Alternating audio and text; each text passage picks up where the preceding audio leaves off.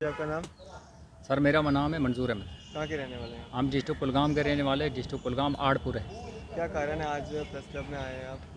हम इस कारण आए कि हमारा वहाँ ज़मीन का मसला चल रहा था। हमने एक बंदे से ज़मीन खरीदी थी, तो उसने हमको ज़मीन दूसरी का पैसा पकड़ा और बैठा दिया दूसरी ज़मीन में। तो हम लोगों को उतना पता नहीं था। हमने वहाँ मकान शिकान बनाए, वहाँ के लोग भी हमारे साथ बिल्कुल ठीक रहे।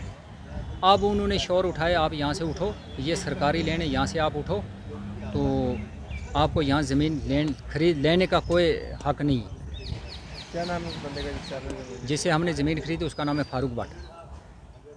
तो आगे क्या हुआ? अब वो पहले एक ने दिया, अब वो दोनों भाई हमारे पीछे पड़ गए, फारूक भाटी और मुश्ताक भाटी हमारे पीछे पड़ गए। हमारे पास जो ओरिजिनल कागज़ थे ज़मीन के हमने बनाए थे वो भी हमारे से लेकर चले गए। तो आपने कोई कंप्लेन वगैरह की? हाँ ना, हमने किसी जगह नहीं की। अलबत्ता तहसीलदार साहब के पास गए। तहसीलदार साहब ने बोला जी जिस ज़मीन का आपने इनको पैसे दिए, जो 1419 नंबर ज़मीन है, वहाँ पर मैं बैठाऊँगा। अब तहसीलदार भी बोलता है आपको वहाँ ज़मीन नहीं मिलेगी, आप अपने पैसे पकड़ो तो निकलो। हमारे से 5,20,000 रुपया नकदी पकड़ा है, जिस 6 साल के बाद वही पैसा हमको मिल रहा है। जो हमारे मकान है, मकान को हमने 4-4, 5-5 लाख रुपया लगाया, वो पैसे हमको मिल रहे नहीं है। हमारी तो ये तहसीलदार साहब के भी अर्ज़ है, वो डीसी साहब के भी तो ये अर्ज़ है कि अगर वहाँ नहीं बैठने देते हमको, हमारे पैसे जो बनते वो हमारे पैसे दे दें, तो या हमको वहाँ बैठाएं। हमारी ये अर्ज़ है। सर मेरा नाम बशीर अहमद है। सर हमारी ये सरकार से भी अपील है, डीसी साहब से और तहसीलदार साहब से, कि जो हमारे खर्चा लगा है मकानों पे हमको वो वापस डलवाएं, नहीं तो हमको उस ज़मीन में बैठाएं जिसका हमको खालसा नंबर दिया है। सर इसी के लिए हम यहाँ पे आए हैं। हमारा यही प्रोटेस्ट है कि हम तहसीलदार साहब से और डीसी साहब से अपना हक मांगते हैं। हम किसी पे जुल्म करने के लिए तैयार नहीं है। वो लोग जो हम पे जुल्म कर रहे हैं सर, उनका कोई उनके ऊपर नहीं है, एक्शन नहीं है, और उनके सब बात करते हैं, हमारी बात कोई भी नहीं करता है। हम जब तहसीलदार साहब के पास जाते हैं, वो लोग आगे ही खड़े होते हैं, वो उनकी बात करते हैं, हमारी बात कोई यहाँ की सुनता नहीं है ना और करने के लिए तैयार है। जिस टाइम आपने ज़मीन ली थी उन्होंने क्या कहा था आपको? उस टाइम सर उन्होंने कहा था कि आप बैठो, यही ज़मीन है जिसका ये खालसा नंबर दिया था, और दिया उन्होंने स्ट्रेट लाइन। जी, उन्होंने दूसरा ज़मीन दिया है, खालसा नंबर दूसरी ज़मीन का दिया है, वहाँ पे बैठाया। आज वहाँ से 18 बोलते हैं यहाँ पे आपका कोई हक़ नहीं है बैठने का, आप यहाँ से उठ जाओ, हम मकान जला देंगे। जी, तो क्या इंसाफ, किस तरह के इंसाफ की मांग करते हैं?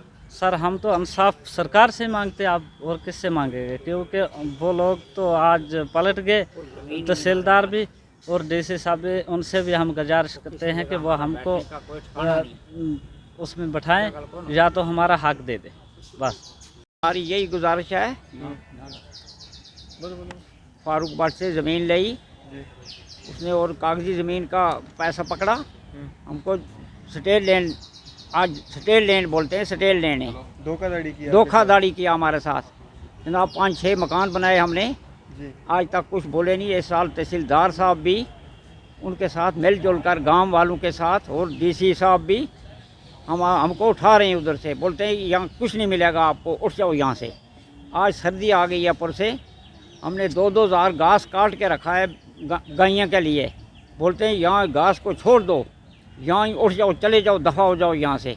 और शाम को सब गांव वाले आ जाते हैं डंडा छोटा लेकर पिटाई के लिए। बोलते हैं 100-150 बंदा आते हैं, बोलते हैं तुमको मार देंगे। एक ने तहसीलदार साहब के सामने बोला, बैंक मैनेजर ने, मैं रात को फर्श डालूंगा, सब खानों को ख़त्म कर देंगे। बैंक मैनेजर है वो, हसनदीन नाम है उसका। तो तहसीलदार साहब के सामने का ये वाक़या है, तो आपने कोई कंप्लेन वगैरह नहीं करवाई? बस क्या कुछ नहीं करवाई हमने। क्यों नहीं करवाई जनाब? कहाँ क्या करवाएंगे, उधर हमारी तो कोई सुनता नहीं है। तहसीलदार साहब मिला भाई? तहसीलदार साहब ने? तहसीलदार साहब के सामने उसने ये बात बोली, मैं रात को फर्श डालूंगा, मैं ख़त्म कर दूंगा सबको लौंडा डालकर। किस तरह के इंसाफ की मांग करते हैं? हमको ज़मीन मिलनी चाहिए किसी जगह, या हमको उसी जगह बैठना, मकान बने, बचे। 60-70-80 आदमी हमारा, मारने को चाहते हैं तो मार दें, तो कोई परवाह नहीं, फिर क्या करेंगे। हमको इंसाफ होना चाहिए। तहसीलदार साहब से भी इंसाफ मांगते हैं।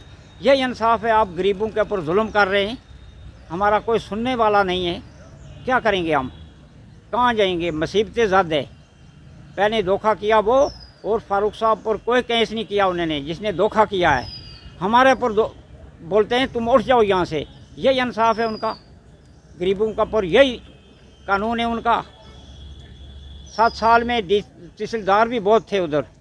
इस तहसीलदार ने हमको, हमारा कोई कागज़ जाता है उधर का जो बंदा है वो लिखते हैं क्या डिलीट। कोई बच्चों का फार्म था वो डिलीट लिखे इन्होंने कि इनका कोई कागज़ नहीं बनाना यहाँ। जो क्या नाम है उसको हो रहा है नहीं, डिलीट लिखा है वो। क्या करेंगे हम? कैंसल लिखा। क्या करेंगे हम? गरीब लोग क्या कर सकेंगे? पहले वो धोखा लगाया, आज ये धोखा लग रहा है। क्या करेंगे? हमको इंसाफ होना चाहिए कुछ ना कुछ। गरीब लोग हैं हम। मेरा नाम है मोहम्मद लतीफ़ Chauhan, Bharatiya Janata Party state executive member ST Morcha. मेरे पास ये पहले भी एक बार यहाँ लोग आए, मेरे को बुलाया वहाँ, तो मैं गया जिस वक्त। तो तहसीलदार साहब के पास बातें चल रही थी, तो तहसीलदार साहब ने बोला भाई अपने पैसे लेकर यहाँ से भाग जाओ। तो मैं चुप करके बैठा रहा। फिर उसके सामने एक बैंक मैनेजर है कोई, तो उसने कहा कि मेरे बदमाश अभी मैंने बंद करके रखे हुए हैं, तो मैं वरना उनको छोड़ूंगा और आपके वहाँ कुछ भी नहीं मिलेगा। तो मैंने बड़ा अफसोस किया कि एक मजिस्ट्रेट अगर बैठा हुआ है उसके सामने अगर ऐसा ऐलान किया जाता है तो कम से कम उस पर कार्रवाई होनी चाहिए। कि अगर लोकल आदमी ऐसे आवाज़ उठाए तो क्या वो देश के लिए अच्छा है? वो तो बुरा ही बात है। और तहसीलदार साहब ने भी यस किया कि भाई ठीक है, ये बिल्कुल सच है। तो इसका मतलब तहसीलदार जी, जो कोलागाम के अंदर जितने काम हो रहे हैं, क्या आप अफसरों का यही काम है? जो भी जितने मर्डर होते हैं उसके बारे में बोलते हैं नहीं हम हेल्प कर रहे हैं सब लोगों की, इसीलिए हेल्प कर रहे हो। टीचर लोग मारा गया, क्या वो इसी बात से मारा गया? ऐसे ही नहीं होनी चाहिए। आप ऐलान करवाओगे, आप लोगों पे लाठियाँ चार्ज करवाओगे, लोगों के मकान तोड़वाओगे और पहले वही लोग बेचेंगे, पैसे ले लेंगे, पैसे बटोर लेंगे, उसके बाद बोलेंगे खसरा नंबर कुछ बताएंगे और ज़मीन कुछ होगी, तो मकान बनवा के उनको वहाँ से भगाने की कोशिश कर रहे हैं। ऐसा नहीं होना चाहिए। अगर ऐसा रूल होगा तो वो जम्मू में भी रूल होगा, क्योंकि कश्मीर वाले लोगों ने यहाँ बहुत सरकारी ज़मीनों में मकान बनाए हुए हैं। तो ऐसा ऐलान हो तो शायद यहाँ से भी तो उनके तोड़ा जाएंगे। ये दर्द हर तरफ होगा, ये गुजरों पे नहीं होगा, ये आप लोगों पे भी ये दर्द उठेगा। कि इनको जहाँ बिठाया वहाँ बिठाना चाहिए और बैठना चाहिए, क्योंकि इन्होंने पैसे देकर लिए है, फ्री में कब्ज़ा नहीं किया है। एफिडेविट इनके पास है, इनके मतलब वो गर्दोरियों के जो कागज़ है वो इनको दे दिए हैं उन्होंने काट के। फिर क्यों दे दिए थे ऐसे? ये कौन से 420 है? ये कौन से वहाँ आपने धंधाशाही बनाई हुई है? ऐसा नहीं होना चाहिए रूल। तो इसके साथ ही धन्यवाद। ऐसा हो रहा है ये आपके अगर ऐसा मार के भगाना उन्होंने शुरू कर लिया, उनको भी भागना पड़ेगा। कैसे भागना पड़ेगा? हाँ, हमारे साथ ये रूल होगा, गुजरों के साथ। हाँ,